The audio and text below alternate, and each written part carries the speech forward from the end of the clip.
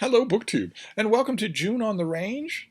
This is a inaugural BookTube event. It's never existed before. It was created by Michael K. Vaughan. I am one of the co-hosts, where we celebrate Westerns, the genre of Westerns, for the whole month of June, and it's been a success. It's always especially gratifying when a new BookTube event takes off, when people really respond to it and like it. And that has definitely happened here, if my inbox is any indication. I leave my email on every video. You are welcome to email me about anything at any time. Just have a little patience. I get a lot of emails. But I've been hearing from so many people, including a lot of people who didn't think that June on the Range would even interest them. It's just Michael K. Vaughan assembled a really good posse of co-hosts. And between us, I mean, there are a lot of people who are co-hosts for June on the Range. I'll try to leave a list of them down below. But there are a lot of people in that list that BookTube viewers, people who don't have BookTube channels, really, really like and trust, even if the tastes don't align. I might even be one of those people. And if you get a crowd of co-hosts that are like that, if you're a viewer of BookTube and you start to see that crop up in your feed, you're going to be interested enough to maybe give it a try, which is part of the whole point of June on the Range. This is just to indulge the co-host. And I've been getting emails confirming that. Lots and lots of people emailing me saying, my grandfather read nothing but Westerns for the last 20 years of his life. And I used to watch, I used to peek around the corner and see him sitting there in his easy chair with a wall of Westerns behind him.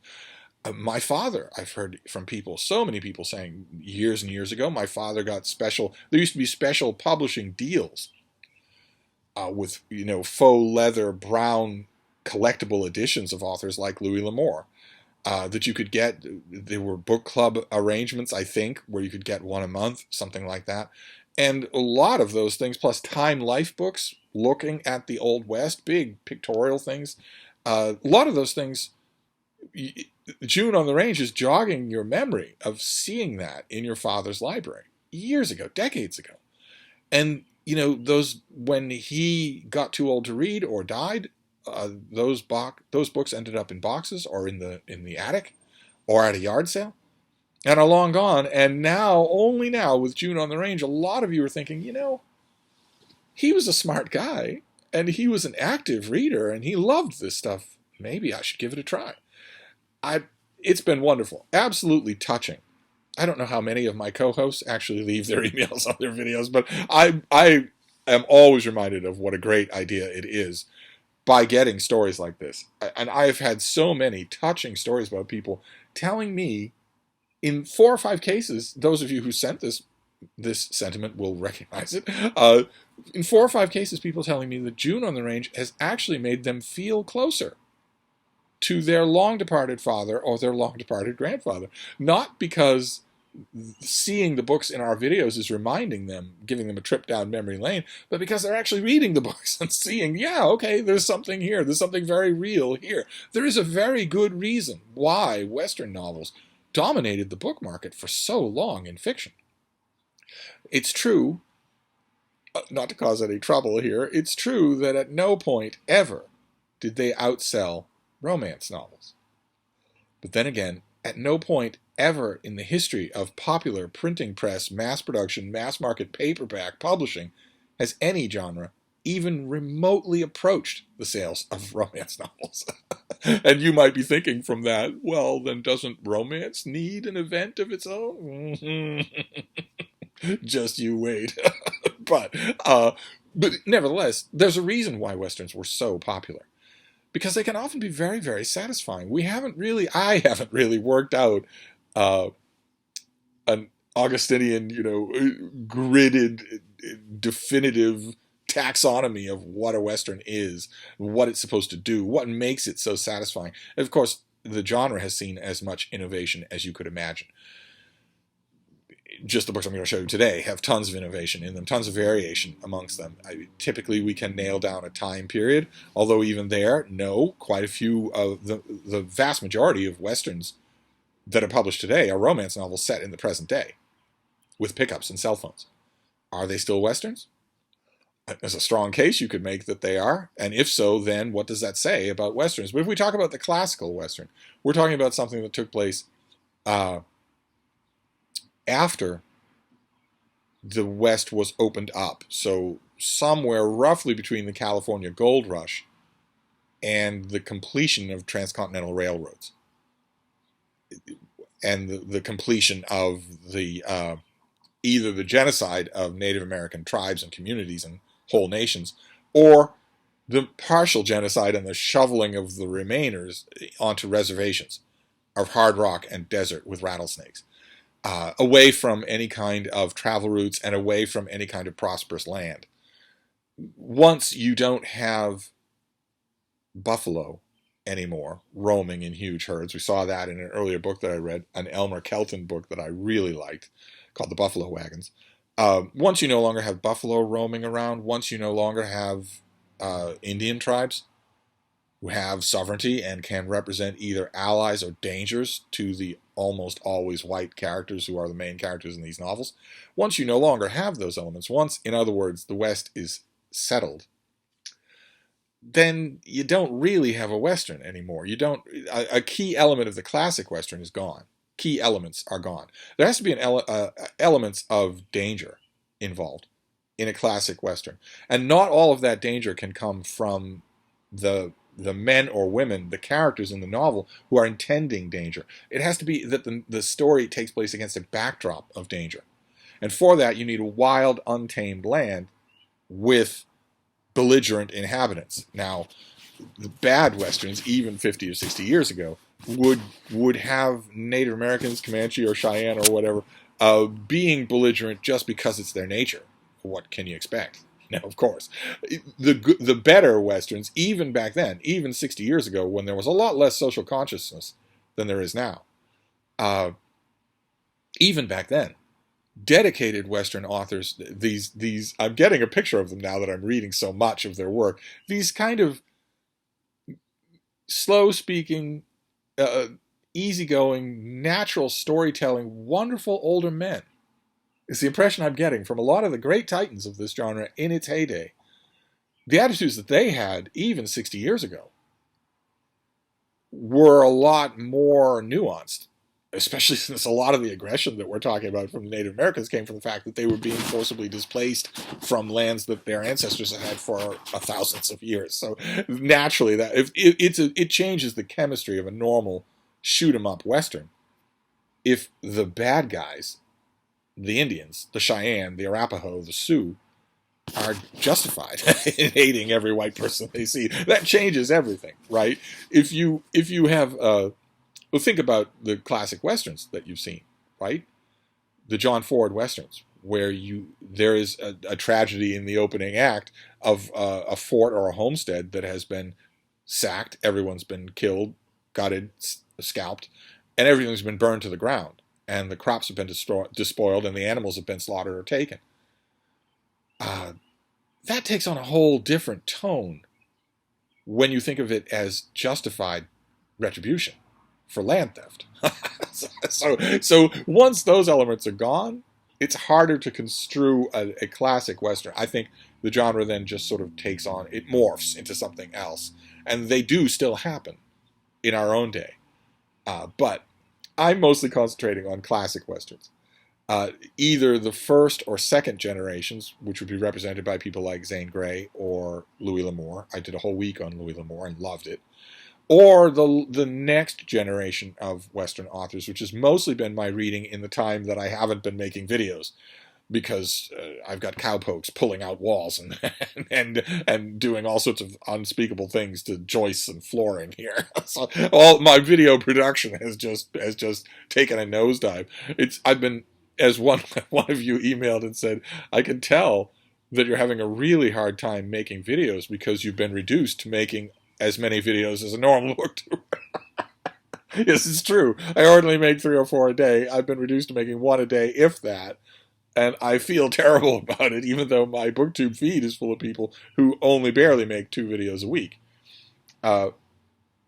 Nevertheless, I've been mostly reading this sort of next generation of classic Western iterations. So none of the weird variations that have taken place in the last 10 or 15 years.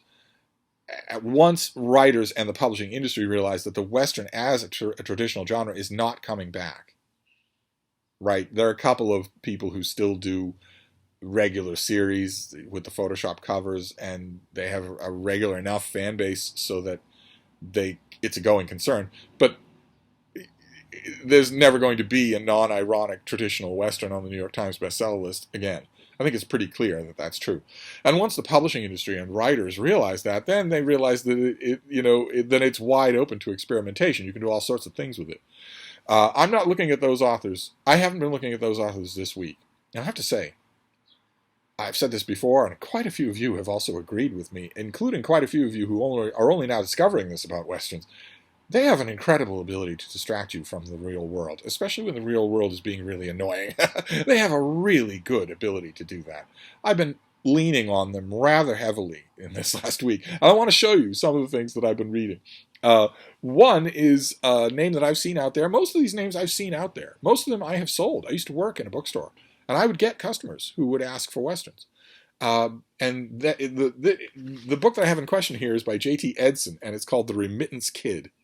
And there's the cover. You'll see two very odd details on this cover. Well, three, really, if you count the fact that this person is shooting at someone over here. but the two really odd details on this cover. One is that the person doing the shooting is a woman. And that makes sense. This book is inhabited in and around a series of books that this author wrote about, the so-called Calamity Jane.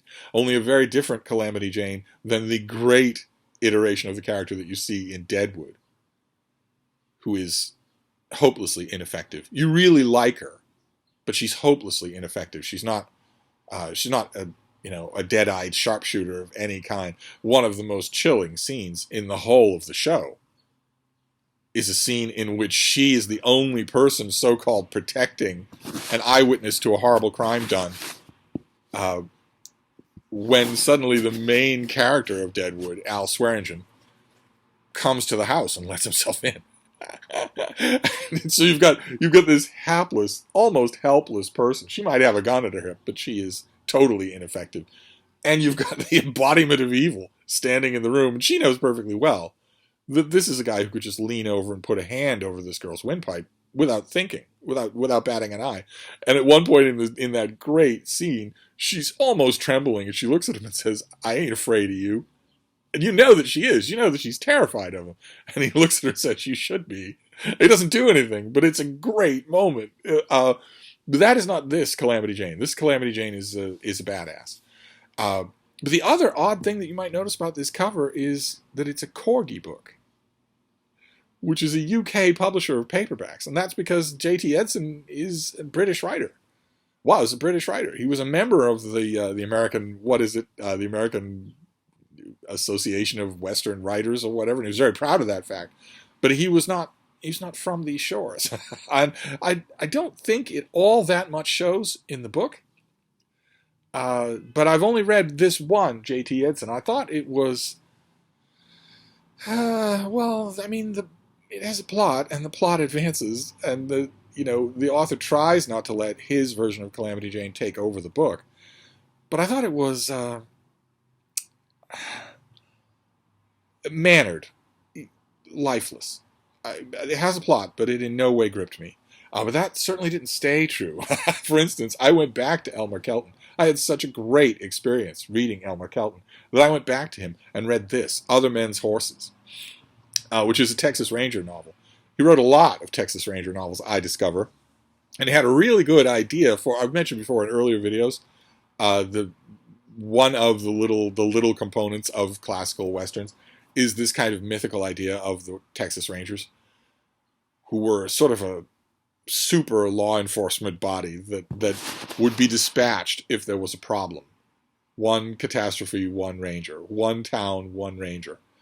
Where if there's a problem that the local sheriff can't handle, the Texas Rangers would send a man, or maybe two men, or a whole troop of men, or something like that. And maybe that troop gets slaughtered, except for only one person, who becomes the Lone Ranger.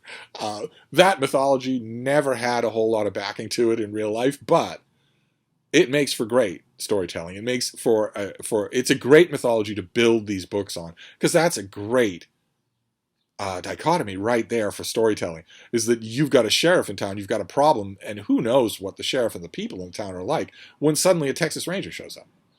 And these are men whose mythology imbues them with terrific ability, with an amazing, almost superhuman ability. Think of the two main characters in Lonesome Dove, who just are more able than anyone they meet. Now, in the course of Lonesome Dove, we learn that that's because of their experience. But there's still a mythology that goes along with it. And I think this book was written late in Elmer Kelton's life. I certainly didn't notice. I thought it was wonderful. He has such a warm, buttery way of storytelling that it really does almost feel like you're pulling up a chair and listening to him tell you the story of his characters. So, Other Man's Horses I loved. And I wondered if maybe I was just on a roll, but that this author wrote a lot of junk. Of course, I'm not going to be able to read everything that he wrote in June on the Range or at any other time. I now know that I can pick up an Elmer Kelton novel if I need a really good read. So let's say I have 4 disappointments in a row. I now know that, and I have a lot of them to choose from. But one of them kept coming up in the aforementioned emails from a lot of you. One of them kept coming up as something you really remembered liking, or, very touchingly, something you remember your father really liking, or your grandfather really liking. One title kept coming up. So I read that, and that's this. It's Badger Boy. And boy, oh boy, were you right. What a terrific story. What an absolutely terrific story about a man who I think is a recurring character in Elmer Kelton novels. He's a Texas Ranger, but he spent a lot of time during his childhood being raised by American Indians. So he understands both sides of the coin here in the West that is being settled. And in this story, he's thinking about going home and maybe hanging up his star and becoming a farmer or something like that. But it's a changed world. That's another element that comes up in these classic style Westerns, especially from this second generation of great writers who weren't at all a part of the original world. They never touched it in any way. It didn't exist, even when they were boys. That creates a tone that registers throughout these books. That tone of a vanishing West, of a greater time that's now gone. We saw that in another Elmer Kelton, the Buffalo Wagons, where a couple of the characters in that book spend the whole of the book lamenting that the West is largely gone. That's the case here too. And the changes that have happened are for the worse. The main character does not like this new West, and finds a boy, Badger Boy, who works on him right away because this boy also spent time raised by Indians. So there's an emotional call there that our main character simply cannot ignore. And that, I have found that is sort of a signature of this author, is that these are intensely human books, which might sound like a given, but classic Westerns are so action-oriented. They are so involved with, how much of a beating can you take, or what's the climactic gun battle going to be like, or, is there a grizzly bear or a mountain lion around that corner? They're so set up that way. That is such a long-standing effect of their pulpy origins that it's so refreshing to find an author who he can do those sorts of scenes, but it is not his primary concern. His primary concern is telling human stories, which I can't even 100% say about Louis L'Amour. I have been tremendously impressed by this author. I'm very glad that I found him for June on the Range. But there was another author that I found this time around. Gotta love it when your iPad misbehaves intentionally, and you hit the button that will cause it to stop misbehaving. You can practically hear it say, "I can't do that, Hal. I can't do that, Dave." They don't control the world yet. The other author that I found wrote under the pen name of Luke Short, which rang a bell because of one of those old leather-bound Time Life, How Things Were in the Old West volumes that I think I saw. I paged through those volumes a million times in bookstores, never actually bought them. I knew even decades ago that I wouldn't look at them enough to warrant, the expense. I've also never bought them at a yard sale when they would have been a penny a piece. I don't think I would ever get them at the Brattle, even if they were free on store credit, but they are fascinating. And I've paged through them when I've been a guest at a number of people's homes. And the minute I saw this author, I thought, wait a minute, wasn't Luke Short the name of a famous gunfighter in the Old West? And a little bit of Googling turns out it's true. He was. This is not that Luke Short, of course. I doubt that Luke Short was literate. But also, the impression I get is that I forget the name of this author. I think his name might be Gillespie or something like that, something East Coast. But the impression I get from the few notes that I've seen is that this Luke Short had no idea when he first took the name that he was actually using the name of an Old West gunfighter, which, if true, would be really kind of funny. Of course, I'll never know because some of you may know Alec Navalny's great book Astounding about the founding years of science fiction as a genre in America. Terrific stuff. Where is that book for the Western? Where is that book anything like that for the Western? Where are biographies of any of these men who wrote these books? I may never know. The further away from that era we go, the worse it gets. For every year that passes, one of these authors' granddaughter decides to sell the old home and junk everything in it, or the old home burns and all the documents in it.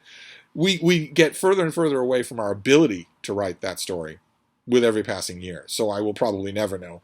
But I read a couple of Luke Shorts.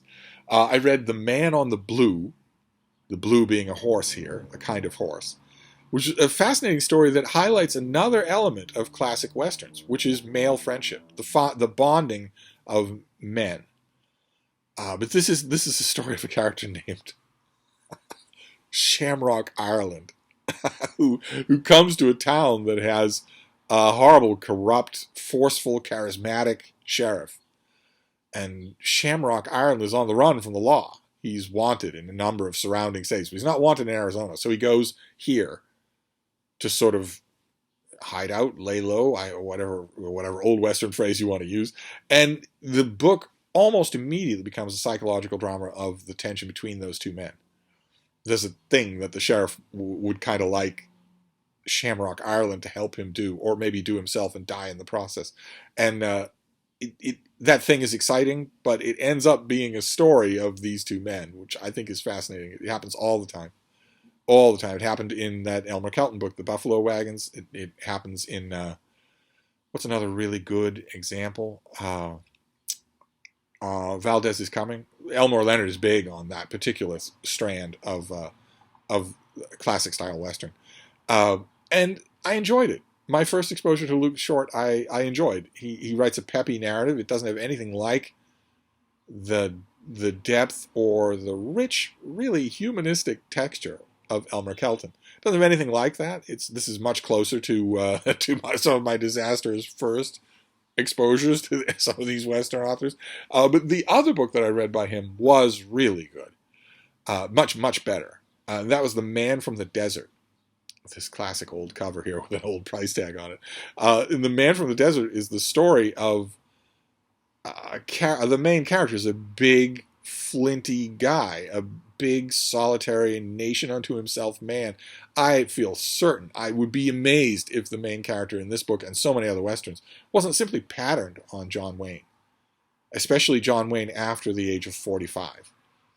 The Man from the Desert doesn't look anything like that reedy little guy on the horse there, but this is mainly a character study of that man. The novel puts him into all sorts of tight positions, but it's mainly the story of a man who may be learning in the course of the book is bigger than the country around him, bigger than the country has become, which is again another that theme running throughout these books, that the country is shrinking and maybe the men along with it. So a recurrent theme in these classic Westerns is the story of one or two holdouts, one or two men who haven't shrunk along with everybody else, who remember what the land was like when it was full of dangers that hadn't yet been tamed, and who isn't tamed himself.